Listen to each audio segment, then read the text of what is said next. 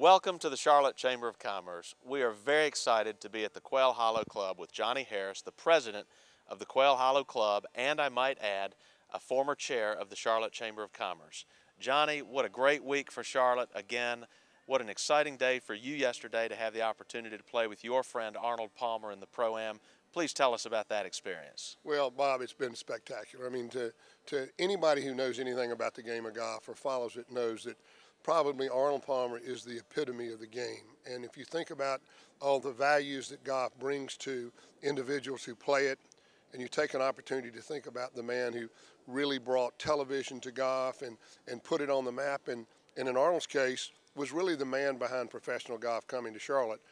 It was just very special for us. And at 81 years of age, golf, or his golf game wasn't the point yesterday. It was a chance for him to come back, see old friends.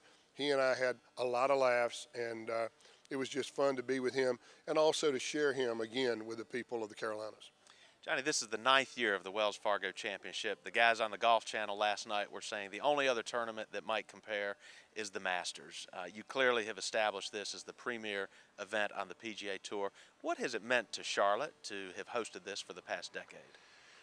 Well, it's interesting. We are a different type of tournament. I mean, we're not like a lot of the tournaments on tour, and to be mentioned in the same breath with a tournament like Augusta is certainly an honor, and we appreciate anybody putting us in that kind of light. But the other thing you have to remember about this tournament, we do the normal economic development things where you think about $40 to $50 million worth of value during that week is what the tour says.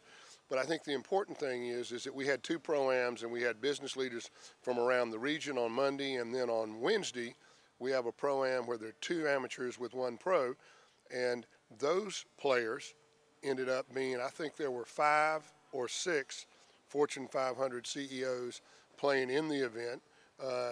And it's the kind of thing where they come and see North Carolina. A lot of them have plants here in North Carolina, and it's great to have them come back and understand about the people of Charlotte and of the Carolinas. You know what really makes us different though is our volunteers, and they're people from Charlotte and this region. The people have learned to love this game and love this tournament just as much as we love putting it on. Johnny, we're here to celebrate the Wells Fargo Championship. Correct. Its 9th year. But we're also mindful that in 2017 you're going to bring the PGA Championship to Charlotte. What do we have to look forward to with that event? Well, I think you'll see us every year begin to make some changes to the way the patrons enjoy the tournament here. They'll see changes to some of the facilities, and you'll begin to see us start gearing up slowly over the next 6.5 years as we approach 2017. From now on, we won't do anything on this golf course that isn't in anticipation of making next year's tournament the best, and the year after that, and then making 2017 the best PGA Championship possible.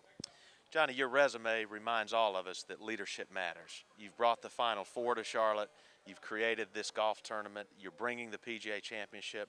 What is your vision beyond 2017 for what Charlotte can do next?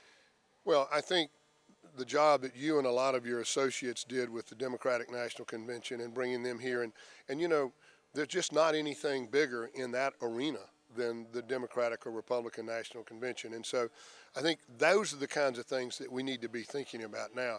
We don't need to look to Atlanta or look to Washington, D.C. or Chicago or Dallas and say, we'd like to have some of those events, but we can't. We can. We can do anything we put our mind to.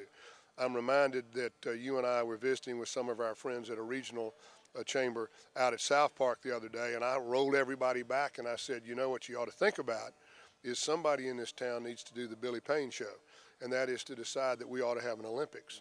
And let's see if we can't go get the Olympics and bring it to Charlotte. We're going to be successful corporately. We're going to continue to attract great corporate citizens because of the people here.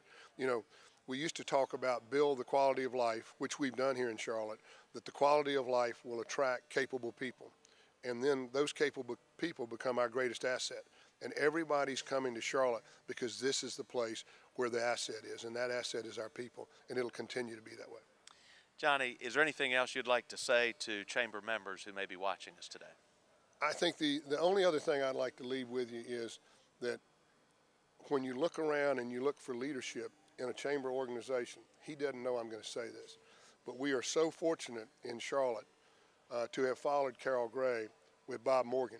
And when Bob left and went across the river for a sabbatical, I remember saying to him, the most important thing you do is go get some experience, then you got to come back and make it right.